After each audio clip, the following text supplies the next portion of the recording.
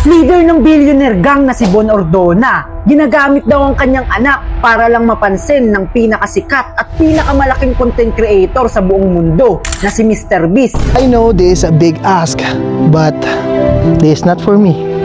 This is for my son. Nang dahil dito ay marami ang nambatikos kay Bon Ordona.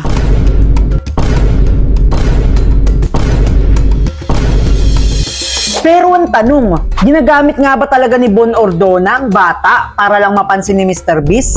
Dahil marami ang mga taong nambabash kay Bon Ordona, ay ngayong araw ay pupunta kami sa bahay nila para malaman kung ginagamit nga ba talaga niya ang kanyang anak para lang sa sarili niyang intensyon.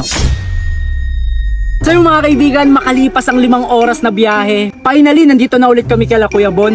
Pumunta kami dito kala Kuya Bon noong April 4. Ito ang unang araw ng kanyang 30 days live stream para mapansin ni Mr. Beast. Pagpunta namin sa kanila ay dito namin nakita ang kanilang grabing effort para sa malaking project nila. Meron pa silang kinuwang marching band para sa intro ng magiging 30 days live stream nila. Maya-maya ay lumabas na si Ate Carlene para kausapin ng marching band para sa mangyayari sa live stream. Dito na si Ate Carlene, ayun o.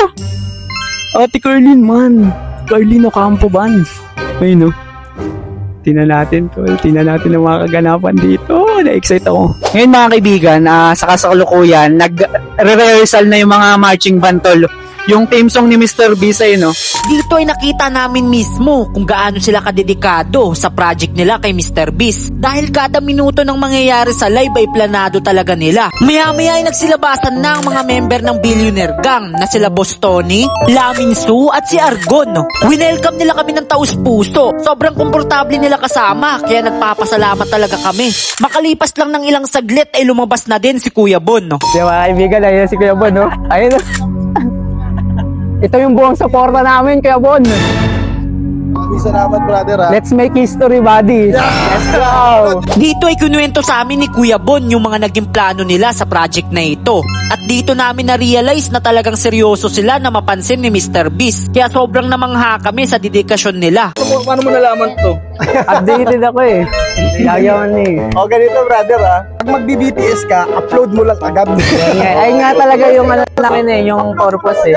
Dito ay napayagan kami ni Kuya Bon na mag-video ng behind the scene ng mangyayari sa first live stream nila. Kaya dito nyo makikita kung ginagamit nga ba talaga ni Kuya Bon ang anak niya o hindi. Ito yung sinasabi namin sa'yo na yung last na punta.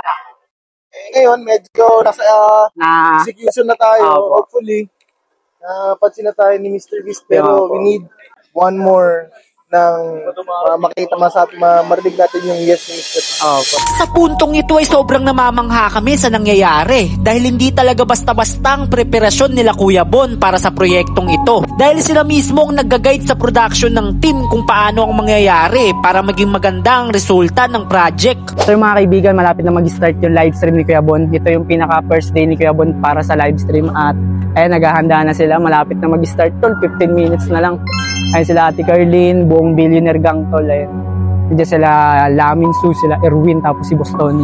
At mamaya tingnan natin kasi busy na si Kuya Bon eh. Tingnan natin mga kaganapan dito tol. Magbibehind the scene tayo dito tol. Makalipas ng ilang saglit ay nagsimula na ang live stream ni Kuya Bon. Sa production area muna kami tumambay para hindi kami mahagip ng camera. Dito namin nakita kung gaano kalupit yung setup nila sa live stream. At talagang nakasit ng maayos ang lahat dahil may mga kanya-kanyang assignment ang bawat production team. Maya-maya ay lumapit na kami kila Kuya Bon para makita namin ang malapitan ng kanilang ginagawa. Sa mga hindi nakakaalam, English language ang gamit nila sa buong live stream nila kaya nakakabilib talaga yun. Hindi biro magsalita ng full straight na English lalo na kung nasanay ka ng gamitin ng wikang Pilipino. Sa mga oras na ito ay 8 PM na ng gabi at hanggang ngayon ay tuloy-tuloy pa din ng live stream ni Kuya Bon. Dito namin nakita yung grabing effort ni Kuya Bon kasi halatang halata sa katawan niya na pagod na. Pero makikita mo talaga yung puso niya sa kanyang ginagawa. At dahil hanggang 5 AM pa ang live stream nila ay napagpasyahan na muna naming matulog para makapagpahinga na muna.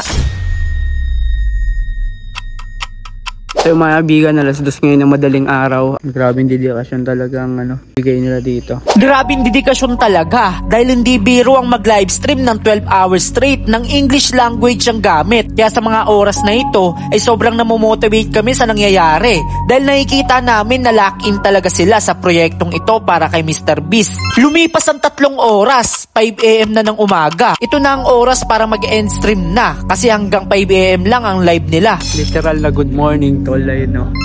Suabe. Si Kobo no.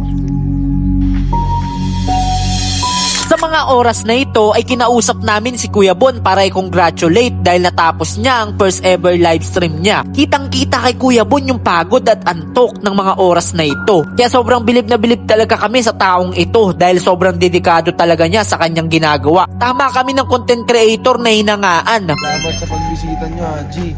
Ang video mo to. Salamat, G, ha. Congrats ulit Kuya Bon, congrats. Ay, thank you, bro. Salamat, brother, ha. Opo, lagi po. Thank you.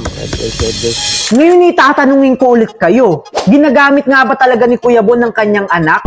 O sadyang sobrang dedikado lang talaga ni Kuya Bon para mapansin ni Mr. Beast? Kasi kung ako ang tatanungin ninyo, kami mismo ang saksi kung paano nagplano sila Kuya Bon para maging maganda ang resulta ng proyektong ito. Nakita namin kung paano sila napagod, nakita din namin yung sakripisyo nila sa project na ito. Kaya para sa akin, sobrang galing na naging plano nila Kuya Bon. Kasi isa sa mga pangarap ng lahat ng content creator sa buong mundo ay mapansin at makakulab si Mr. Beast. Kaya bakit hindi na lang natin suportahan ng vision ni Kuya Bon para kay Mr. Beast? Dahil ito ay history na maaaring magawa ng isang Pinoy content creator. Hindi lang para kay Kuya Bon ito, kundi para sa buong vloggers community sa bansang Pilipinas. Dito na natatapos ang video. Nga pala, sa mga hindi nakakaalam, mamimigay ako ng 2 iPhone sa 2 maswerteng subscribers sa YouTube ko. Ang kailangan nyo lang gawin ay dapat nakasubscribe kayo sa YouTube channel ko. At pag umabot ako ng 100,000 subscribers, ipapamigay ko na ito sa inyo.